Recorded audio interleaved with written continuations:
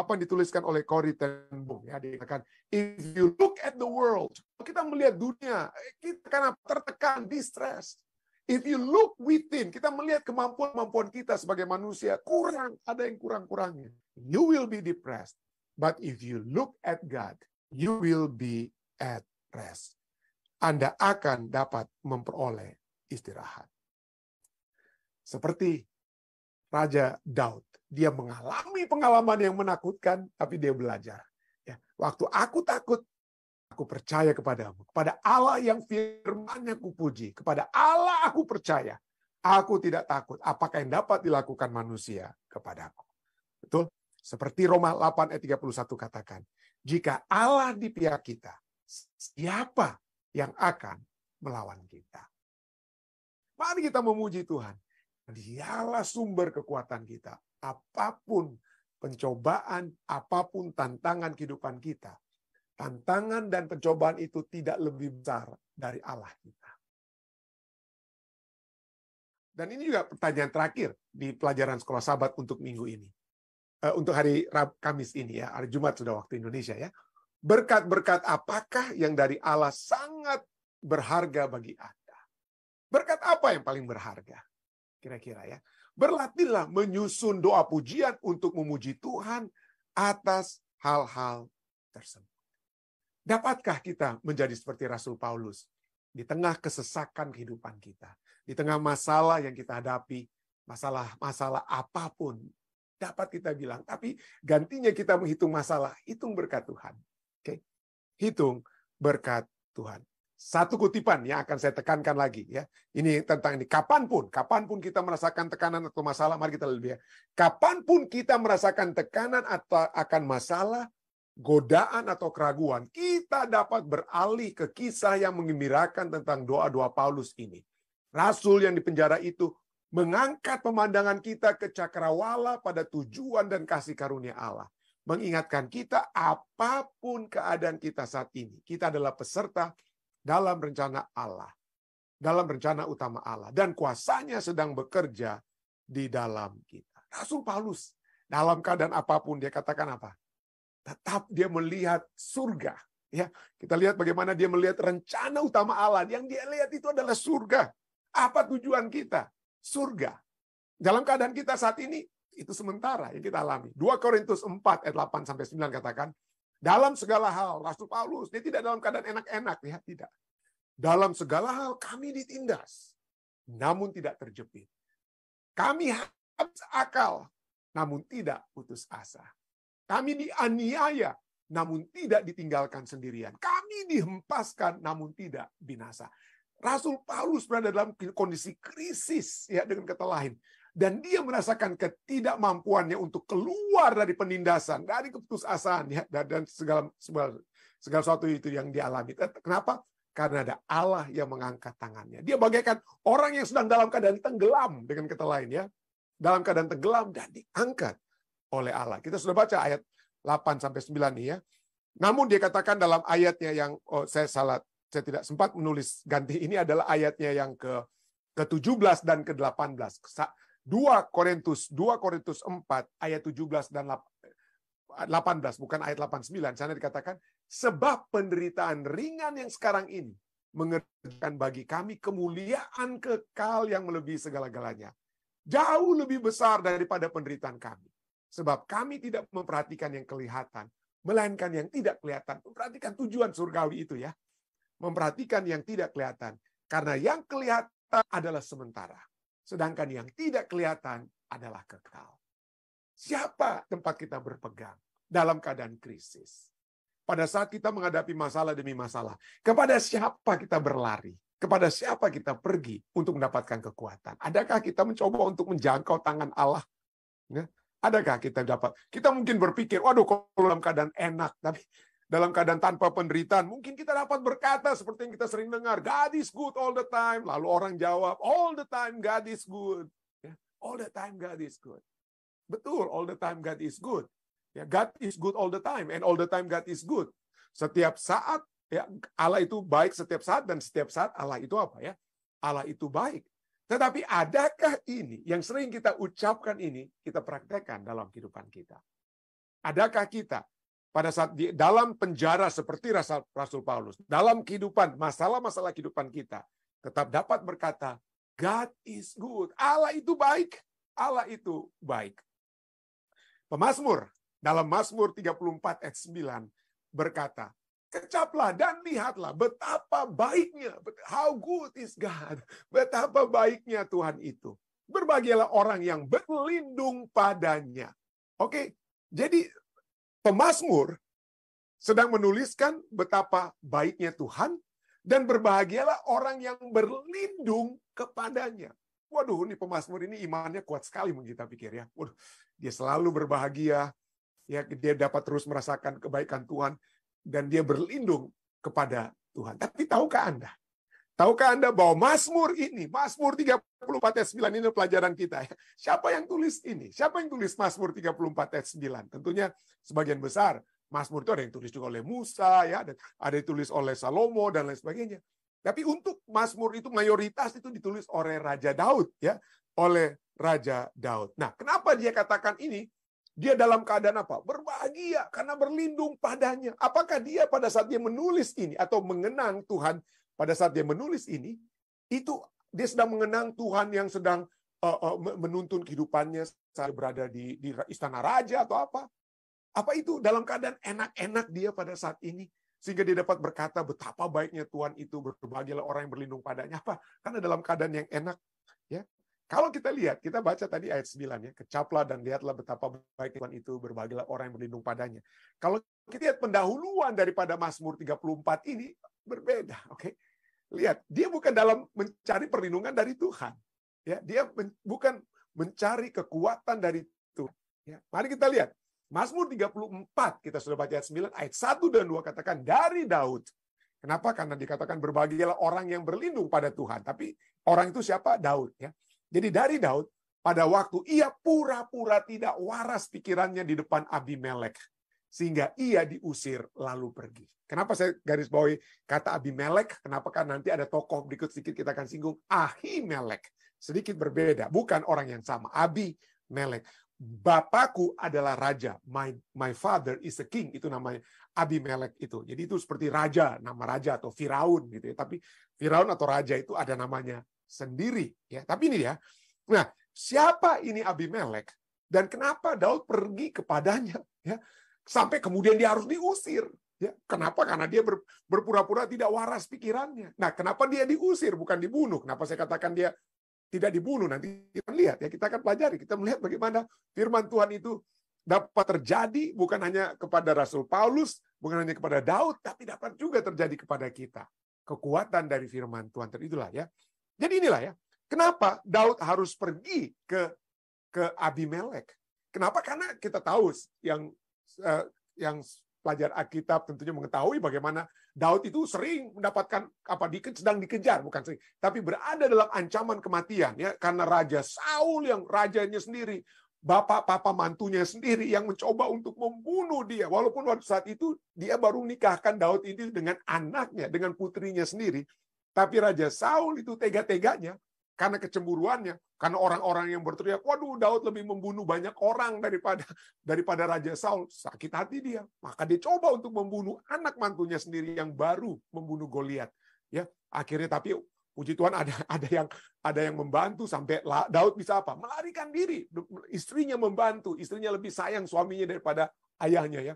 Dia katakan apa? Lari. Lalu Mikael menurunkan Daud dari jendela, ia pergi melarikan diri dan luputlah ia. Dia melarikan diri. Jadi dia sedang dikejar-kejar oleh ayah mantunya sendiri, rajanya sendiri. 1 Samuel 19 ayat 11 sampai 12. Lalu dia pergi ke beberapa tempat. Dia pergi ke beberapa tempat sebelum itu ya, dia pergi juga ke Ezel, dia pergi juga ke Ramah ya. Dia bertemu juga dengan Jonathan, anak daripada Raja Saul ya. Tapi kemudian kalau kita lompat saja dari 1 Samuel 19, kita lompat ke 1 Samuel 21, di mana dia pergi ke Nob. Satu daerah yang namanya Nob. Dia sendirian, dia masih sendirian ya waktu itu ya. Tibalah dia kepada Ahimelek, bukan Abimelek. Kenapa? Abimelek itu raja di Gad, Ahimelek itu adalah imam di Nob. Lalu dia datang ke situ, lalu gemetarlah Ahimelek menemui dia. Mengapa engkau seorang diri dan tidak ada orang bersama-sama dengan engkau?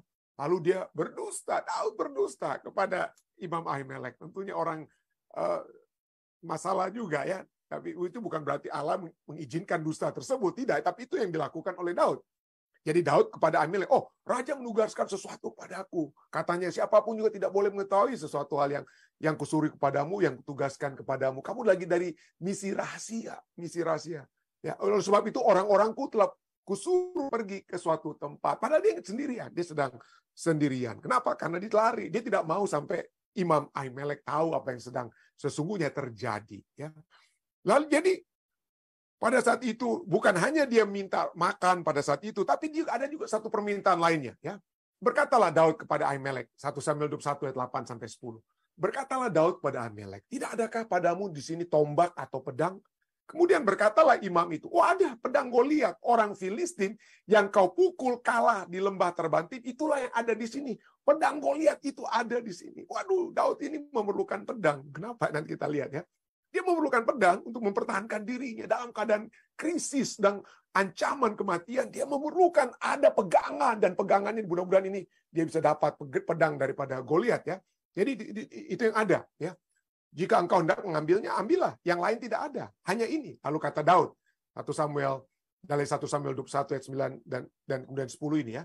Tidak ada yang seperti itu. Berikanlah itu kepadaku. Kemudian bersiaplah Daud dan larilah dari Nob. Dia pergi kemana? Dari Nob, pergilah ia pada hari itu juga dari Saul, sampailah ia kepada Akis, raja kota Gad. Ingat, Abimelek adalah seperti Firaun atau raja, nama kecilnya itu adalah Akis, dengan kata lain. Ya. Jadi, baik Akis atau Abimelek itu sama. Itu adalah raja kota Gad.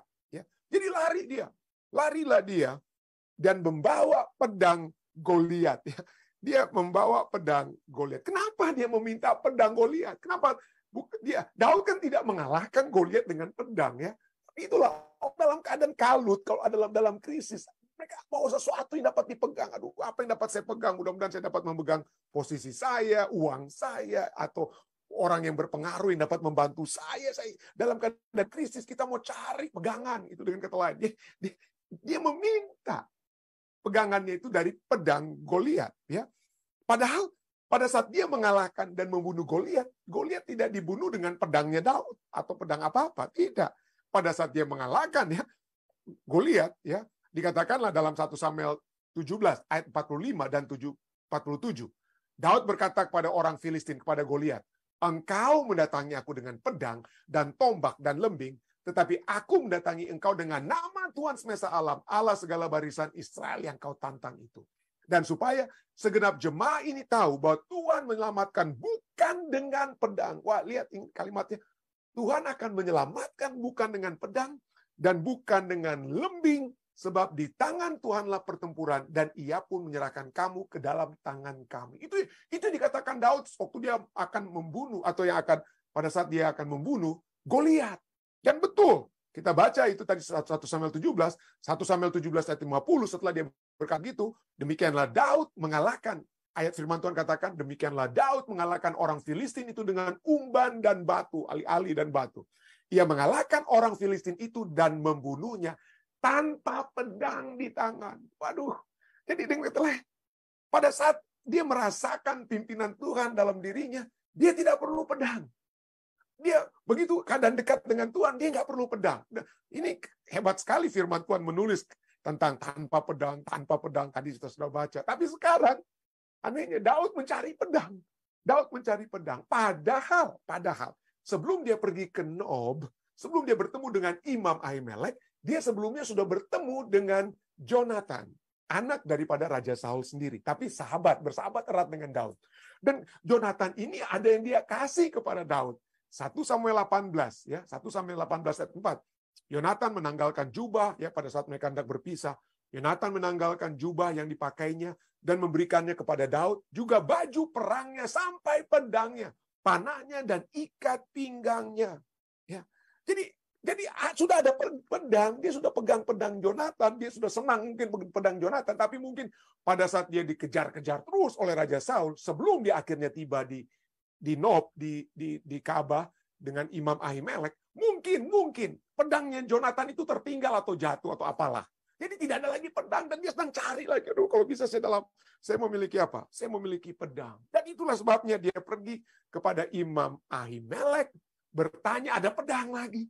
Saya mungkin sudah kehilangan pedang Goliat, saya nggak punya pedang Jonathan, saya nggak punya lagi. Tapi kalau ada pedang lain, apa itu? Oh, pedang Goliat. Oke.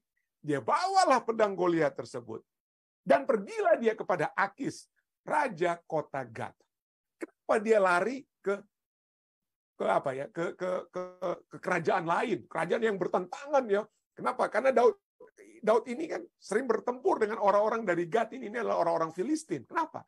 Ya karena Raja Akis itu, raja kota Gat itu mungkin masih bermusuhan dengan Raja Saul ya, dan seringkali itu yang kita dengar ya. Musuh dari musuh kita adalah sahabat saya. Oke. Jadi dia pikir, ini Raja Gat ini musuhnya daripada Raja Saul. Raja Saul memusuhi saya. Jadi saya dan Raja Gat sama-sama musuhnya Saul. Maka saya dan Raja Gat, Akis atau Abimelek itu dapat menjadi sahabat. Nah, itulah mungkin dalam pemikirannya. Dia mencoba untuk mencari jalan keluar dari krisisnya. Carilah pedang, carilah relationship, hubungan. Dan itu kan yang kita sering buat ya. Pada saat dalam keadaan kalut, panik, krisis. Aduh, siapa yang bisa kita hubungi bantu saya? Dalam keadaan ini, aduh siapa yang dapat saya hubungi ya? Siapa yang dapat membantu saya? Aduh, manusia mana yang mungkin yang bisa menolong kita ya? Dalam krisis-krisis kita dan lain sebagainya. Dan itulah dia, Daud. Dia mencari pedang untuk dia pegang. Dia mencari relationship, hubungan yang dapat membantu dia mengalahkan mungkin atau menyelamatkan dirinya dari Saul. Jadi larilah dia ke Gat, tapi agak apa ya? Cukup menarik. Kenapa dia mesti lari ke Gat ini? Kenapa dia pergi ke Gat, bukan ke kota lainnya, bukan ke negara lain atau kerajaan lainnya? Kenapa ke Gat? Itu tidak saya ngerti, nggak masuk akal. Tapi itulah orang-orang yang dalam keadaan kalut, seperti orang yang tenggelam, itu pikiran rasionalnya itu hilang. Pikiran rasionalnya itu hilang. Kalau saja Daud saat itu bertanya kepada Tuhan, saya harus dikejar oleh Raja Saul. Tuhan, saya kemana ya? Kalau dia tapi dia nggak pernah tanya-tanya kepada Tuhan. Ya. Dia menulis Tuhan adalah gembalaku, tapi dalam kasus-kasus tertentu, waktu dia memandang Batsheba dan lain sebagainya, dia nggak tanya-tanya Tuhan untuk berdosa. Itulah kita ya, manusia ya. Kalau dalam keadaan-keadaan tertentu, ya kita mungkin dekat dengan Tuhan, mau bertanya kepada Tuhan, tapi pada saat mau berdosa atau mau apa, nggak pernah tanya-tanya kepada Tuhan. Tuhan, boleh nggak saya mau buat seperti ini? Tapi itu yang dibuat oleh Daud. Ya, gantinya dia memperoleh kekuatan dari Tuhan, dia mencari kekuatan dari manusia. Mencari kekuatan dari manusia. Anehnya, nggak masuk akal dia pergi ke Gat. Kenapa? Kenapa nggak masuk akal dia sampai harus pergi ke Gat? Kenapa? Karena Gat ini adalah kotanya siapa? Apa istimewanya kota Gat? Ini adalah kotanya Goliat. Dia lari ke kotanya Goliat dengan membawa pedangnya Goliat. 1 Samuel 17 ayat 4 berkata, pada saat Daud mau mengalahkan Goliat ya, sebelum Goliat mati, ya tampillah keluar seorang pendekar dari tentara orang Filistin. 1 Samuel 17 ayat 4. Namanya Goliat dari Gat. Tingginya 6 hasta sejengkal. Jadi bayangkan dia pergi ke kota Gat dengan pedang Goliat dan lari ke kota asal daripada Goliat, kota Gat tersebut. Itulah ya, orang dalam keadaan krisis, dalam keadaan panik, kita seringkali tidak berpikiran tenang. Tidak dapat berpikiran tenang. Anyway, dia pergi ya. Dan betul ya. Dan kepada Akis diberitahu oleh para pegawainya demikian. Wah, bukankah dia ini Daud? Dan cukup menarik. Orang-orang Filistin tahu Daud. Tentu saja mereka tahu. Mereka lihat itu, mungkin ada saksi mata yang melihat bagaimana Daud mengalahkan Goliat ya. Bukankah dia ini Daud? Raja di negerinya. Kenapa? Hebat sekali. Padahal Daud itu belum raja. Tapi orang-orang pegawai-pegawai Akis sudah pikir, wih, ini Daud ini sudah jadi seperti raja di mana? Di negerinya. Dan bukankah untuk dialah para wanita waktu itu menari-nari sambil bernyanyi begini? Saul membunuh beribu-ribu musuh, tetapi Daud berpuluh-puluh ribu. Jadi mereka tahu, orang-orang Filistin, orang di Gat itu tahu. Kenapa Daud ini apa? Daud ini dikejar-kejar oleh Saul dan lain sebagainya. Mereka sudah tahu, tidak ada rahasia. Tidak ada rahasia lagi pada saat itu. Dan dalam keadaan yang semakin krisis, dia sedang dikejar oleh Raja Saul. Dan saat ini dia kedoknya apa penyamarannya atau apalah itu ketahuan, ya, dengan kata lain, apa yang dia akan buat? Apa yang akan dia buat? Ayat berikutnya, 1 Samuel 21 ayat 12 dan 13, inilah yang terjadi, ya. Daud memperhatikan perkataan itu dan dia menjadi takut sekali. Bukan takut kepada Tuhan. Kita harus hanya takut pada Tuhan. Tapi Daud, pahlawan iman sekalipun, kadang-kadang takut kepada manusia, ya, takut dengan hadapi masalah. Dia takut sekali kepada Akis, raja kota Gat itu. Sebab itu ia berlaku seperti orang yang sakit ingatan di depan mata mereka dan berbuat pura-pura gila di dekat mereka. Ia menggores-gores pintu gerbang dan membiarkan ludahnya meleleh ke janggutnya. Waduh, gimana ya? Dia pura-pura gila. Kenapa? Ya mungkin ada yang kata, kenapa dia pura-pura? Oh, karena dia menyadari bahwa kegilaannya itu apa ya? Ide yang gila, yang katakan demikian. Tapi sesungguhnya dia walaupun kalut, tapi dia masih sedikit ada berpikir. Kenapa? Orang-orang di zaman dahulu, kalau ada orang gila, jangan dikorek-korek orang gila. Kenapa? Karena mereka percaya bahwa orang gila itu bukan mental issue seperti yang kita mungkin pikir-pikir saat ini, tapi orang gila itu karena ada roh-roh jahat yang masuk ke dalam diri mereka. Jadi kalau orang gila itu, kalau kita bunuh orang gilanya mati, dengan kata lain, maka roh jahat itu akan keluar dan masuk kepada orang yang membunuh orang gila tersebut. Jadi pintar juga Daud, ya, dia pura-pura gila, gantinya dia merasa sakit apa atau pingsan atau enggak, dia pura-pura gila supaya tidak ada yang membunuh dia. Jadi bayangkan, dia dalam keadaan panik, dalam keadaan krisis, dia mencari apa yang dapat dia pegang, dia berpegang kepada senjatanya itu apa? Senjatanya Goliat yang dari Gat. Dia berpegang kepada apa? Kepada orang, dia berpegang kepada satu benda, dia berpegang pada orang lain, dan berpegang kepada kebijaksanaannya sendiri, kebijaksanaan dalam tanda kutip, yang berpura-pura gila. Yang berpura-pura gila. Saya melihat memang inilah yang terjadi, keadaan manusia pada saat dalam keadaan panik. Ya, pada saat kita dalam keadaan panik, dalam keadaan kalut seperti dalam tenggelam, maka yang utama terjadi adalah naluri bertahan hidup kita itu muncul, ya. Reaksi alami tubuh adalah mencengkeram segala sesuatu di lingkungan terdekat sebagai cara mempertahankan diri. Dia ambil pedang daripada Goliat. Dia mencoba untuk memegang hubungannya dengan raja apa? Dengan Raja Akis. Dia mencoba untuk jadi dengan kata lain, mencoba untuk berpegang dengan segala sesuatu yang terlihat, gantinya kepada Allah yang mungkin tidak terlihat, tapi dia mencoba untuk mencengkeram. Jadi coba orang yang tenggelam, kalau orang tenggelam, jangan Anda langsung terjun ke air untuk hati, atau kalaupun memang tidak ada pilihan lain, Anda cuma bisa kasih lemparlah apa pelampung untuk membantu, itu yang terbaik. Kenapa? Kalau Anda sendiri yang terjun, dia bisa pegang Anda dan Anda berdua bisa sama-sama tenggelam. Jadi hati-hati. Atau kalaupun Anda harus menyelamatkan orang yang sedang tenggelam, Anda tolong dia dari belakang. Atau kalau dia mencoba untuk berontak, kadang-kadang kita dianjurkan untuk buat orang tersebut pingsan. Lebih baik dia pingsan daripada Anda berdua mati tenggelam. Jadi karena dia akan mencengkeram. Ya, itu yang terjadi. Itulah naluri bertahan hidup manusia yang dalam keadaan panik. Adanya ketakutan dan kecemasan, kepanikan, ketakutan dapat merusak fungsi kognitif dan pengambilan keputusan. Seseorang akan terpaku pada kelangsungan hidup saat itu tanpa mempertimbangkan konsekuensi jangka panjang dari tindakan mereka. Itulah yang Daud buat. Itulah yang dibuat oleh orang yang dalam keadaan panik, tenggelam. Yang penting saya mau selamat. Ya, saya waktu di Kalimantan ada seorang pemuda, saya masih kecil, ya, yang tenggelam, dan pada saat didapati dia sedang sementara memegang kayu yang ada di dasar sungai Mahakam tersebut. Ini dia pikir itu akan menyelamatkan dia. Ya, itulah ya kekurangnya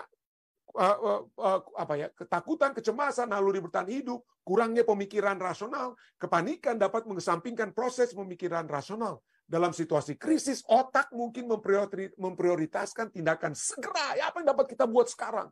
Daripada analisis cermat dan penilaian risiko. Enggak, yang penting selamatnya sekarang. Bukan nggak usah pikir-pikir panjang, pikir pendek kalau dalam keadaan panik.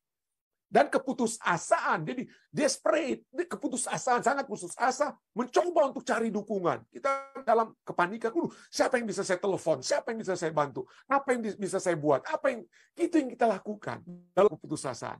Kita memegang benda, meskipun mungkin seperti yang saya katakan tadi, orang yang tenggelam itu dia pegang, dia pikir ada kayu yang dapat menyelamatkan dia, ya, padahal di dasar Sungai Mahakam, dia memegang benda, meskipun itu tidak membantu. Tapi itu merupakan upaya putus asa untuk menemukan dukungan dan stabilitas di lingkungan yang kacau dan yang berbahaya.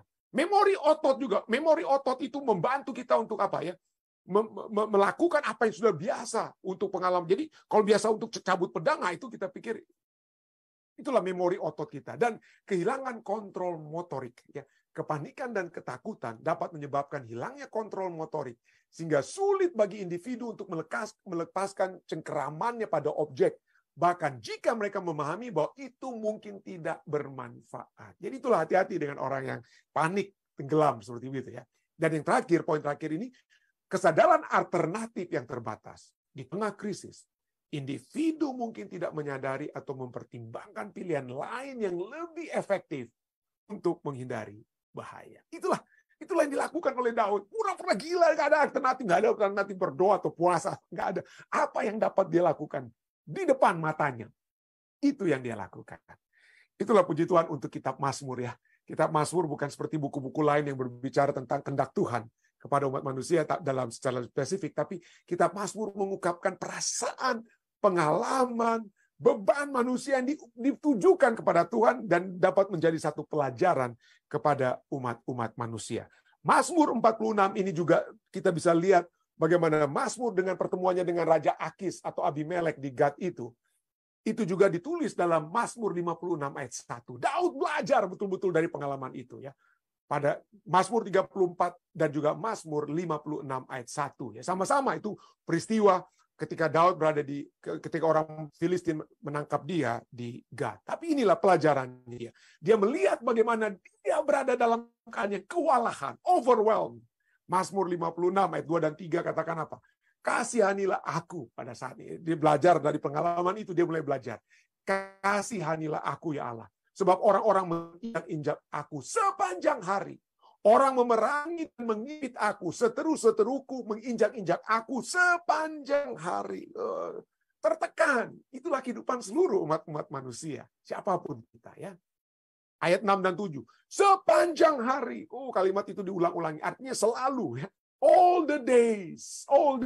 Sepanjang hari mereka mengacaukan perkaraku. Mereka senantiasa bermaksud jahat terhadap aku. Mereka mau menyerbu. Mereka mengintip, amati langkahku seperti orang-orang yang ingin mencabut nyawaku. Dan ketahuilah, saudara. Ketahuilah pada saat ini, kalau kita berada dalam satu persekutuan dengan Kristus, akan ada yang menghantam kita. Jangan Anda berpikir, saya sudah menerima kebenaran. Puji Tuhan, Pendeta, ya, saya sudah terima kebenaran. Saya sudah bebas dari masalah kehidupan. Raja Daud tidak melihat hal tersebut.